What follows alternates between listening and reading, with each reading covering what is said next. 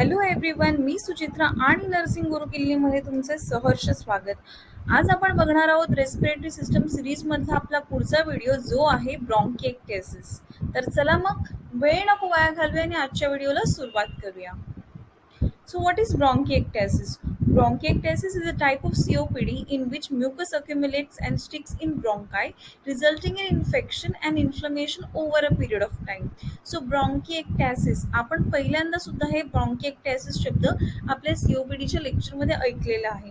ब्रॉन्किएक्टासिस मध्ये नेमकं काय होतं तर म्युकस जो आहे तो अक्युमुलेट होतो ब्रॉन्कायमध्ये आणि एअरवे मध्ये हा ब्रॉन्कायमध्ये म्युकस जमा झाल्यामुळे बिकॉज ऑफ दॅट इन्फेक्शन होतं फॉलोड बाय विच काय होते इन्फ्लमेशन. आतल्या बाजूने सूज निर्माण होते over a period of time. इथे या चित्रामध्ये तुम्ही व्यवस्थित बघू शकता की आपलं त्यांनी एक स्मॉल सेक्शन दाखवलेला आहे एअरवेचा, ज्याच्यामध्ये कसं आतमध्ये म्युकस पूर्ण जमा झाला आहे आणि it is a thick mucopurulent secretions, ज्याच्यामुळे काय होतं की organism culture bacterial infection can increase in this airway passage. आता टाइप्स काय आहेत त्याचे? Cylindrical, saccular and cystic. आपण वन बाय वन सर्व बघणार आहोत. First is cylindrical bronchiectasis. It is a mildest form of bronchiectasis and reflects loss of normal tapering of airway.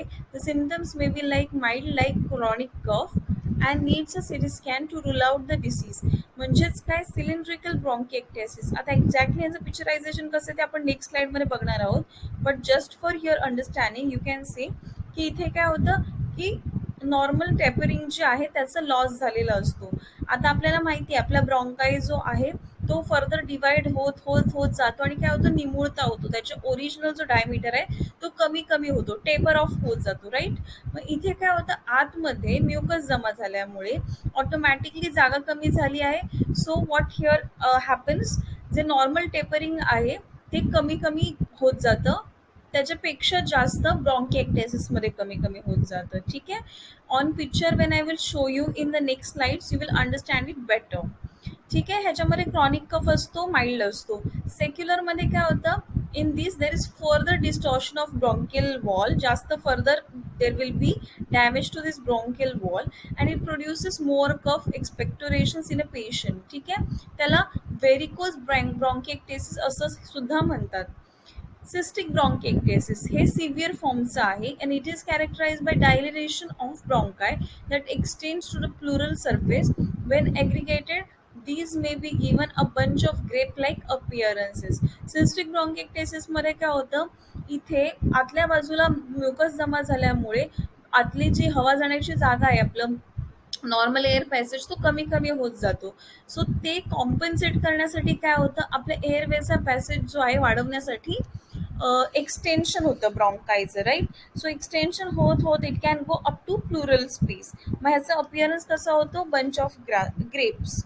आता ह्या चित्रामध्ये तुम्ही व्यवस्थित बघू शकता, पहिलं नॉर्मल ब्रॉन्काय दाखवलेलं आहे, नंतर सिलेंड्रिकल दाखवलंय. त्याचं चित्र बघा. सिलेंड्रिकल ह्याचा अर्थ काय ते दंडगोल सारखं आहे. आता व्हेरिकोज आपण काय म्हणालो लास्ट टाइम, जे सॅक्युलर ब्रॉन्किएक्टेसिस आहे त्याला व्हेरिकोज ब्रॉन्किएक्टेसिस सुद्धा का म्हणतात, कारण का त्याचं अपिअरन्स जर बघितलं तर आपले जे व्हेरिकोज वेन्स आहेत तसे आहेत. त्यामुळे सिस्टिक आपण आताच म्हणालो की ग्रेप लाईक स्ट्रक्चर असतं. Okay. Next, we will see what are the causes and risk factors. So, any injury or infection to bronchi due to an underlying disease condition, it can lead to bronchiectasis. Some of the conditions like cystic fibrosis. Cystic fibrosis का आहे तर genetic progressive lung disease आहे, right. So इथे gene involvement आहे, तर CTFR जे gene आहे ह्याची इन्व्हॉल्वमेंट आहे आणि ह्याच्यामुळे काय होऊ शकतं पेशंटला लंग इन्फेक्शन आहे ते फ्रिक्वेंटली होऊ शकतं. नेक्स्ट आहे सिव्हिअर निमोनिया. निमोनियाच्या पूर्ण लेक्चरमध्ये मागच्या एपिसोडमध्येच जर तुम्ही मिस केला असेल तर प्लीज तो व्हिडिओ जाऊन बघा. त्याच्यामध्ये आपण डिटेलमध्ये बघितलेलं आहे की how pneumonia can affect the patient. नंतर ट्युबरक्युलोसिस, तिथे पण जास्त इन्फेक्शन असतात. वुपिंग कफ. वुपिंग कफ कोणामध्ये दिसतो? चिल्ड्रनमध्ये जनरली जास्त दिसतो. अगेन हा कंटेजियस रेस्पिरेटरी डिसीज आहे, तर chances of infection are more. Immunodeficiency disorder. HIV एड्समध्ये ऑलरेडी इम्युनिटी कमी झालेली असते पेशंटची, तिथे ऑल द मोर चान्सेस असतात की जास्तीत जास्त अपॉर्च्युनिस्टिक इन्फेक्शन पेशंटला होऊ शकतात. Alpha 1 antitrypsin deficiency disease. हे सुद्धा ऑलरेडी आपण प्रिव्हियस व्हिडिओजमध्ये डिस्कस केलं आहे की how it can affect the general respiratory condition of the patient. Next आहे Kartagener syndrome. Now what is Kartagener syndrome? It is a rare autosomal recessive genetic disorder. याच्यामध्ये काय होतं की डिफेक्टिव्ह मुवमेंट असतात सिलियाची, ठीक आहे. सिलियरी बॉडीज जे असतात अप्पर रेस्पिरेटरी ट्रॅकमध्ये, लोअर रेस्पिरेटरी ट्रॅकमध्ये, त्याच काय असतात डिफेक्टिव्ह असतात.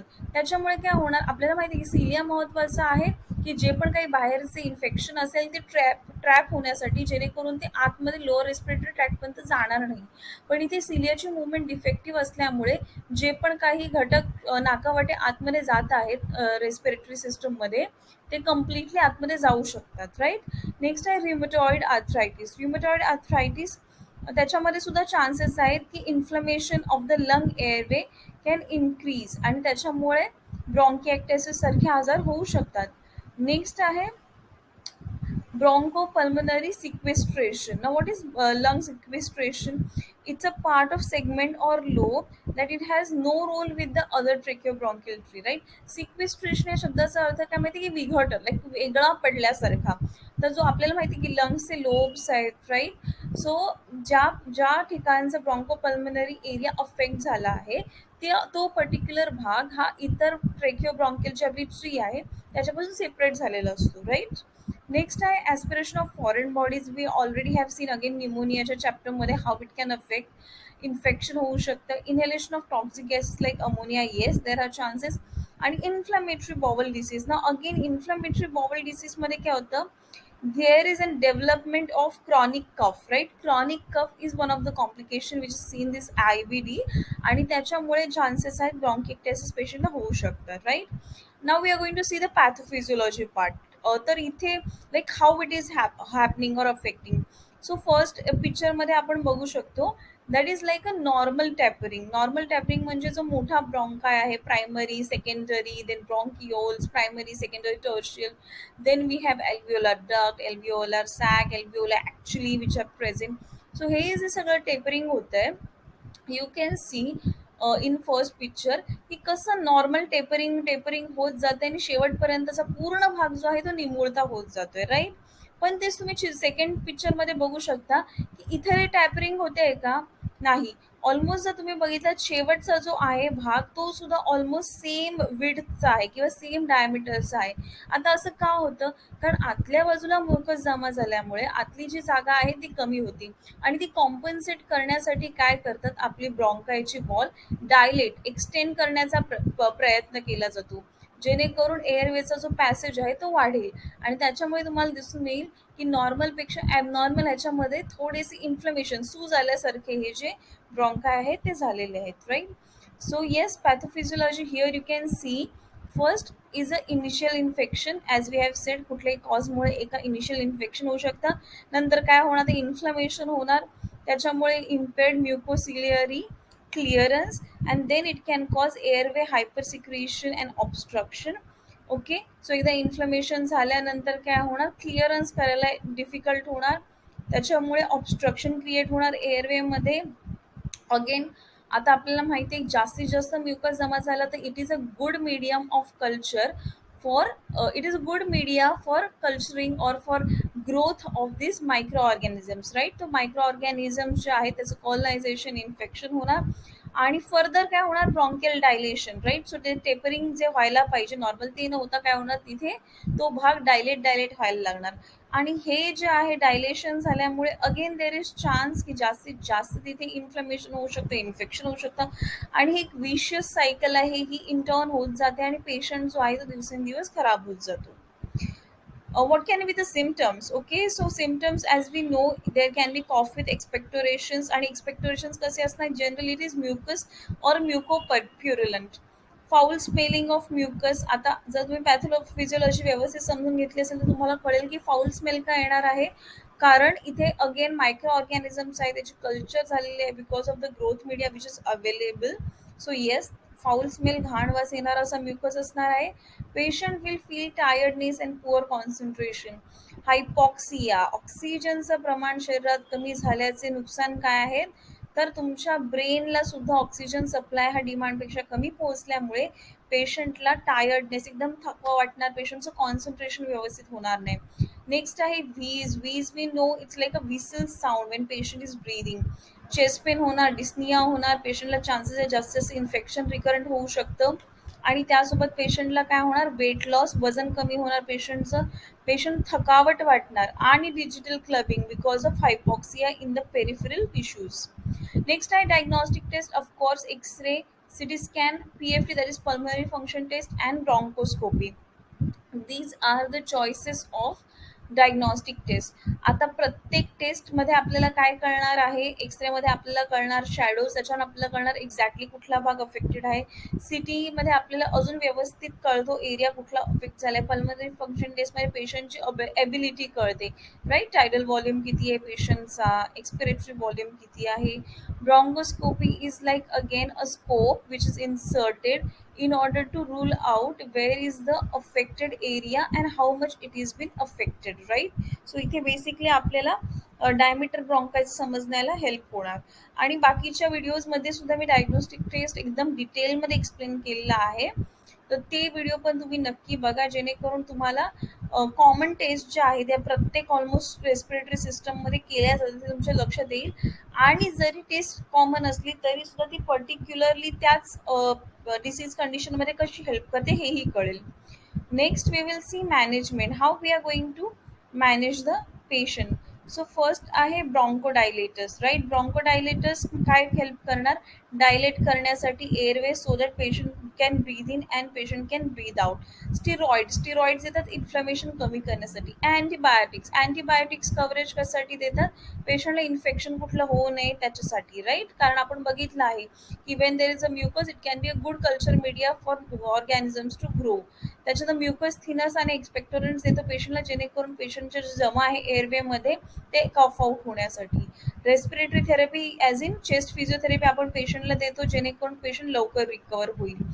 आणि daily exercise very important, breathing exercises for the patient. त्याच्यानंतर पोस्चरल ड्रेनेज, आपण स्पेशली पेशंटला सांगतो की एका साईडला झोपा किंवा पेशंटला उलटं झोपायला सांगतो, that is very important, right. हायड्रेशनने सुद्धा म्युकस जे आहे ते इझिली जे सिक्रेशन्स आहेत ते लूजन आउट व्हायला हेल्प होते. त्याच्यानंतर oxygen therapy is very important if the patient is not able to maintain on their own. Surgical treatment is like done very rarely, but if needed surgical procedures can be done for the patient. So we here do this lung volume reduction surgery for the patient.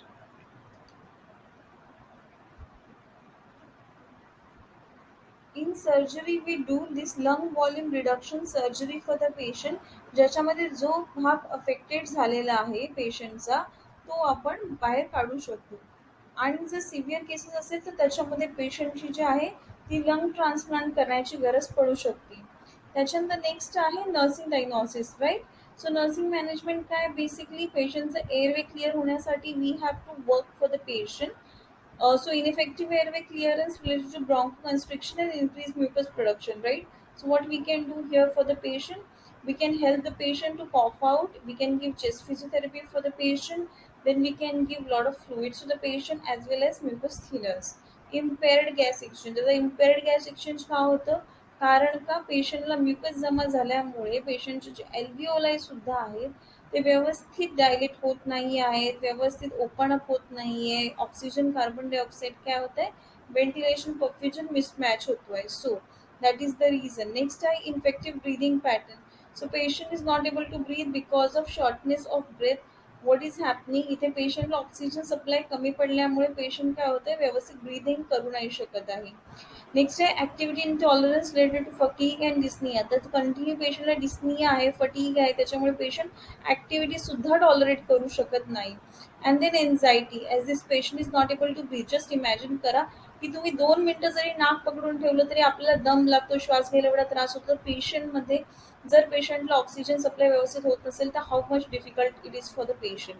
So this is all about bronchiectasis which we have seen today. जर तुम्हाला काहीही doubt असेल तर please comment सेक्शनमध्ये comment करून मला तुम्ही विचारू शकता. आजचा व्हिडिओ तुम्हाला आवडला असेल तर नक्की लाईक करा. चॅनलला सबस्क्राईब करताना बेल बटन दाबा, जेणेकरून तुम्हाला असेच नवनवीन नोटिफिकेशन्स मिळत राहतील. आणि तुमच्या मित्रमैत्रिणींना सुद्धा नक्की शेअर करूया. आजच्या व्हिडिओमध्ये आपण इथेच थांबूया आणि पुढच्या व्हिडिओमध्ये नक्की भेटूया नर्सिंग गुरुकिल्ली सोबत. तोपर्यंत धन्यवाद.